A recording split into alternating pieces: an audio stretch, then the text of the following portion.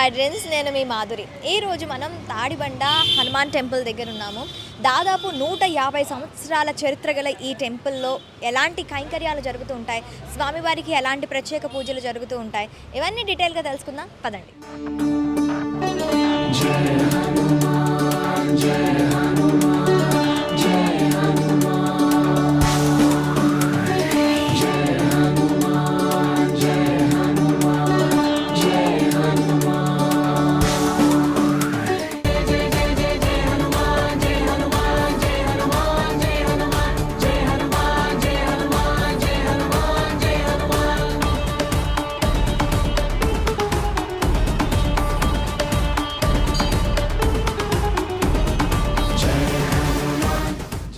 ప్రస్తుతం మనం తాడిబండ హనుమాన్ టెంపుల్లో ఉన్నాం. మనతో పాటు ప్రధాన అర్చకులు శంకర్రావు గారు ఉన్నారు.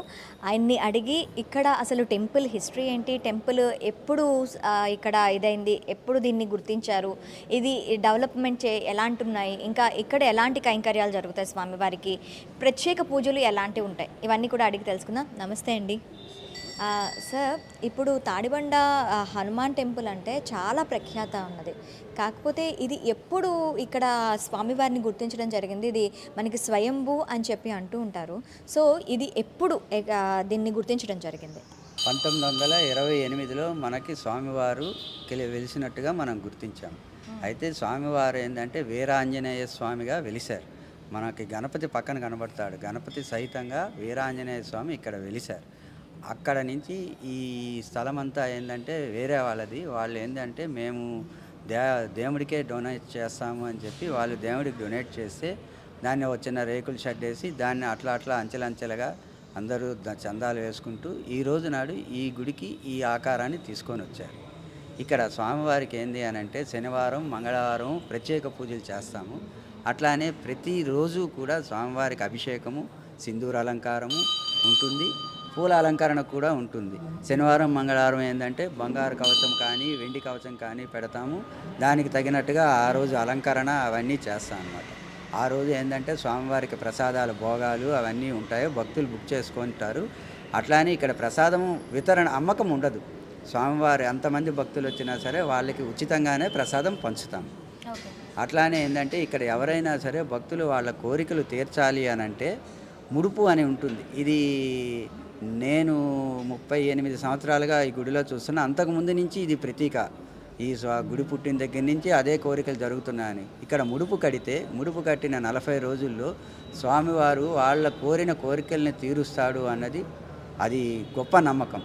అట్లానే మేము చాలామందిని కూడా అట్లానే చూసాము. అట్లానే మండల ప్రదక్షిణాలు చేస్తారు. ఈ మండల ప్రదక్షిణాలు చేసేటప్పుడు ఏంటంటే 40 రోజులు ప్రదక్షిణం చేస్తే స్వామివారు వారి కోరిక తీరుస్తారు అన్నది కూడా ప్రతీక. మనం తెల్లవారు ఏంటంటే శనివారం మంగళవారం అయితే 3 గంటలకు గుడి తీస్తాము, మిగతా రోజుల్లో 5 గంటలకు గుడి తీస్తాం. మనము గుడి తీసే టైంకి భక్తులు వస్తారు. 108 ప్రదక్షిణాలు చేసిన వాళ్ళు, 51 ప్రదక్షిణం చేసిన వాళ్ళు ఇట్లా ఉంటారు.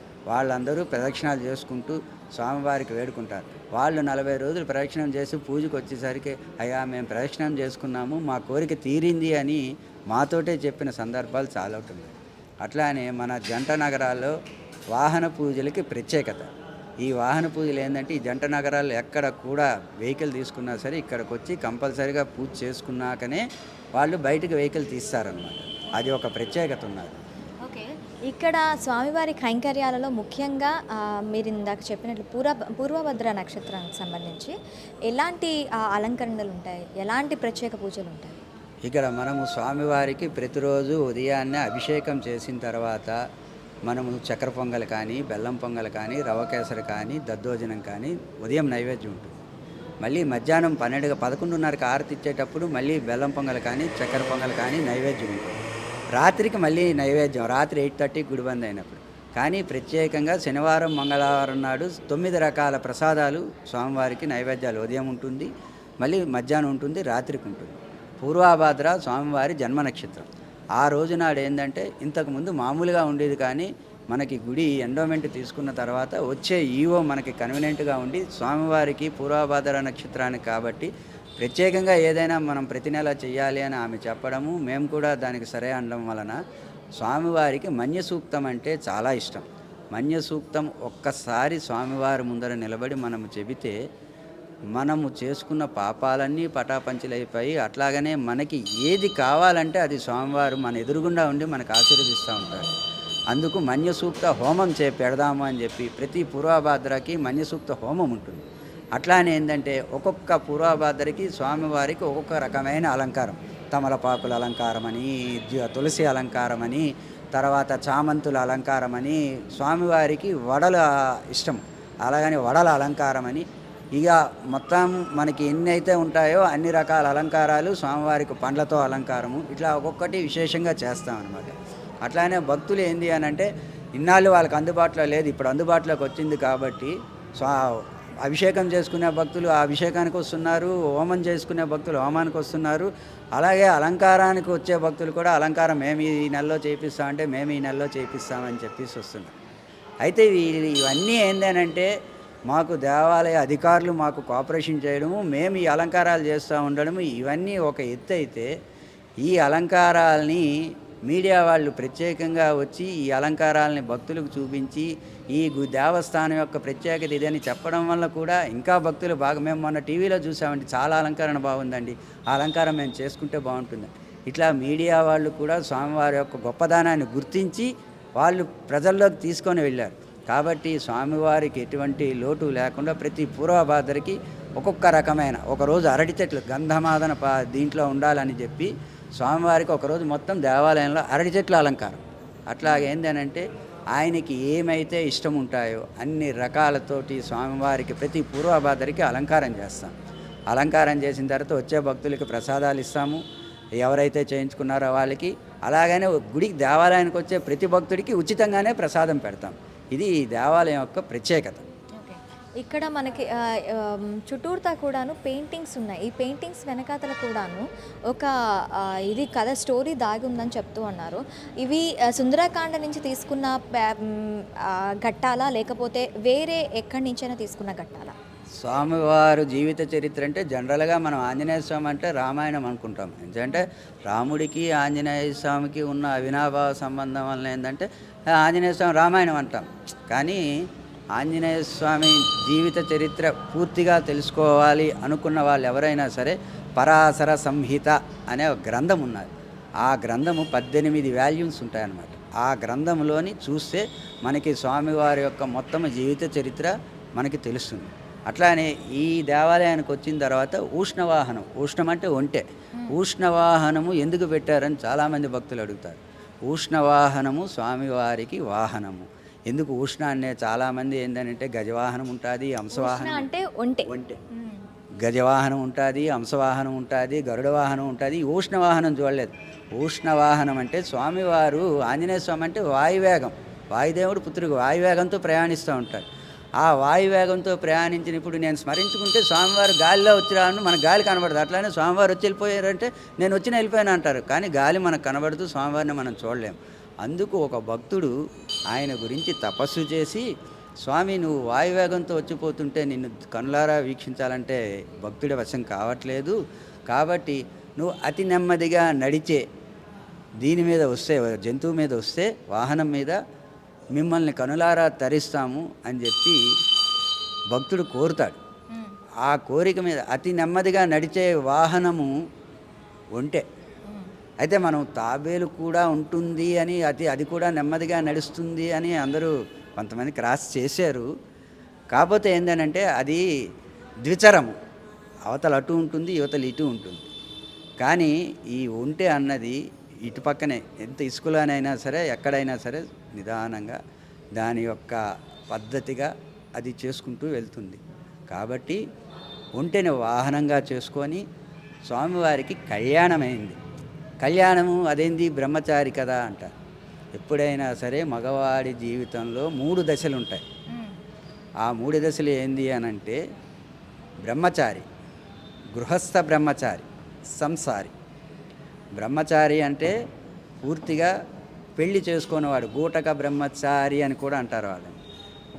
గృహస్థ బ్రహ్మచారి అంటే పెళ్లి చేసుకుంటాడు కానీ సంసారం చేయడు అనమాట. స్వామివారు కూడా సూర్యదేవుడి దగ్గర విద్యను అభ్యసిస్తున్నప్పుడు నవవ్యాకరణాలు నేర్చుకోవాలంటే గృహస్థుడికి మాత్రమే చెప్తాము అని చెప్పి సూర్యుడు అంటాడు. అయ్యా నేను బ్రహ్మచారిని, పెళ్లి చేసుకోమంటే నాకెట్లా కుదురుతుంది? మరి నువ్వు పెళ్లి చేసుకోకపోతే నువ్వు చెప్పనంటే నేను పండితుడిని ఎట్లా అవుతాను? ఈ చిక్కుముడికి అర్థం నువ్వే ఇవ్వాలంటే అప్పుడు ఆయన చెప్తాడు, నువ్వు వివాహం చేసుకో, సంసారం చేయకు. ఈ కల్పంలో నీకు వివాహం అవుతుంది, ఆమె తపస్సుకు వెళ్ళిపోతుంది. వచ్చే కల్పంలో నీకేంది అని అంటే వివాహం కళ్యాణాలు జరిపిస్తారు భక్తులు అని చెప్పి అంటారు. అంటే మరి అట్లా అంటే నువ్వు గృహస్థ బ్రహ్మచారిగానే ఉంటావు అని చెప్పి చెప్తాడనమాట. అందు గురించని పెళ్లి చేసుకున్నా సరే ఆయన బ్రహ్మచారిగానే ఉన్నాడు. ఈ కల్పంలో మనము జ్యేష్ఠ శుద్ధ దశమి నాడు ఆయన వివాహం అయింది కాబట్టి ఆ సందర్భంగా ఆయనకి కళ్యాణం మనం గుళ్ళో జరిపిస్తాం. కాబట్టి ఆ భక్తుడు కోరిక మీద ఏంటంటే సువర్చలాదేవి, ఆంజనేయ స్వామి భార్య పేరు సువర్చలాదేవి, ఆమెను తీసుకొని సతీ సమేతంగా ఉష్ణవాహనాన్ని అధిరోహించి ఆ భక్తుడికి దర్శనమిచ్చి, ఇక నుంచి ఏ భక్తుడికైనా సరే నిన్ను స్మరించుకుంటే నువ్వు నెమ్మదిగా రావాలి కాబట్టి వాహనాన్ని అధిరోహించి రానాయన అని చెప్పి ఆ భక్తుడి కోరిక మీదని ఉష్ణవాహనం మీద వస్తూ ఉంటాడు. ఇవన్నీ ఏంది అని అంటే మనకి పరాశర సంహిత అనే గ్రంథంలో ఉంటుందన్నమాట.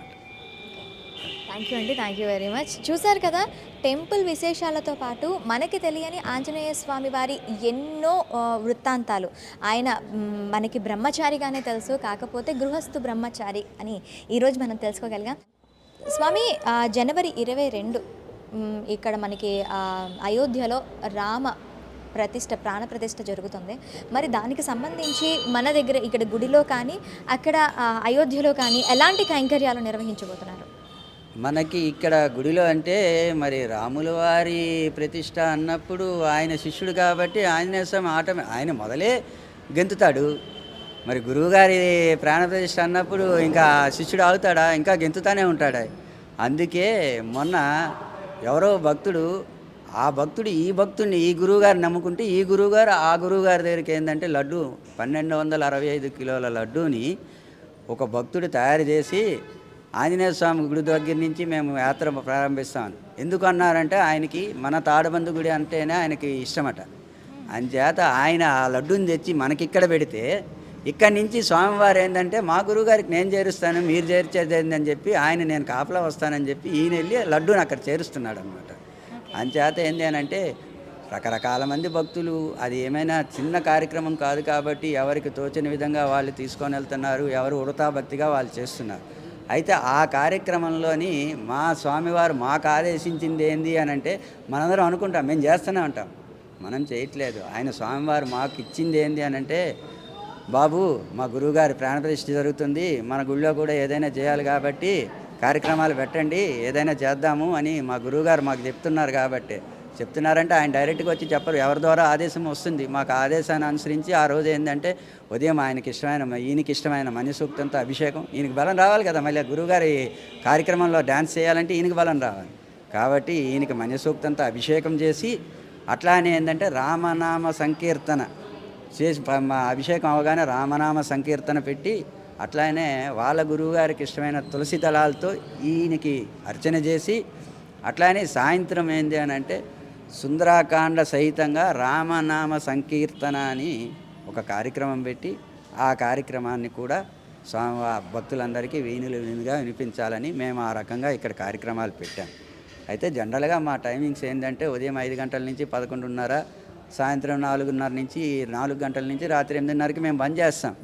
కానీ వీళ్ళ గురువుగారు ప్రతిష్ట మాకు ఈయన గురువుగారు కాబట్టి ఈయన సంతోషంగా ఉండడానికి ఆ రోజు భక్తులకు కూడా దర్శనం చేసుకోవడానికి అవకాశం ఇవ్వాలని ఆ రోజు మొత్తంగా గుడిని తీసిపెట్టి ఉంచి ఆ గురువుగారి తాలూకా ప్రోగ్రామ్ని లైవ్ పెట్టించడానికని ఇక్కడ పెద్ద స్క్రీన్ ఏర్పాటు చేసి, ఆ స్క్రీన్ ద్వారా మన గుడికి వచ్చే భక్తులు, అక్కడికి వెళ్ళలేని వాళ్ళు ఇక్కడికి వచ్చి దర్శించుకునే వాళ్ళు చాలామంది ఉంటారు కాబట్టి ఈ స్క్రీన్ ద్వారా వాళ్ళు కూడా దర్శించుకోవాలని చెప్పి కోరిక మీదని స్క్రీన్ పెట్టించి భక్తులందరికీ దర్శన కార్యక్రమాన్ని ఏర్పాటు చేసి, అట్లానే మన గుడిలో మనము ఉడతాభక్తిగా మనం ఇవన్నీ చేస్తూ ఉన్నాం అన్నమాట.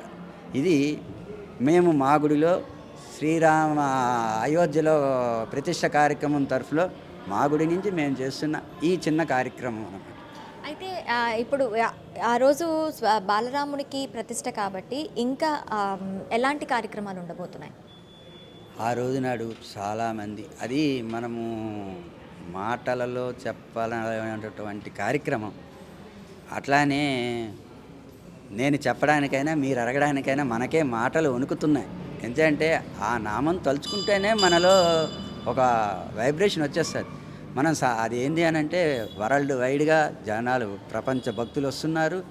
దానికి కార్యక్రమాలకు ఒక్కొక్కటి చేస్తూ ఉన్నారు. ఒక్కొక్కరు ఒక్కొక్క రకంగా ఇది చేస్తూ ఉన్నారు. కాబట్టి ఇది నభూతే నభవిష్యత్ అన్నట్టుగా ఉంటుంది అని ప్రతి ఒక్క భక్తుడు నమ్ముతున్నాడు. కాబట్టి ఆ రేంజ్లోనే ప్రతిష్ట ఉంటుంది. అంతకి ఇంకా ఏమాత్రం తగ్గదు అని మా నమ్మకం. థ్యాంక్ యూ అండి, థ్యాంక్ యూ వెరీ మచ్. చూసారు కదా, జనవరి 22న ఇక్కడ కూడా అక్కడ పోటీ పడుతూ ఇక్కడ కూడా స్వామివారికి కైంకర్యాల్లో భాగంగా ప్రత్యేక పూజలు నిర్వహిస్తాము. అక్కడ ఏదైతే అయోధ్యలో ప్రాణప్రతిష్ఠ జరుగుతుందో ఆ ప్రాణప్రతిష్ఠకి సంబంధించి ఏదైతే పూజలు అక్కడ నిర్వహిస్తుంటారో వాటిని ఇక్కడి భక్తులు, అక్కడికి వెళ్ళలేని భక్తులు ఇక్కడికి వచ్చి లైవ్ స్క్రీన్ ద్వారా చూసే అవకాశాలు కూడా కల్పిస్తున్నామంటున్నారు. మరొక అంశంతో వస్తాం. Stay with us.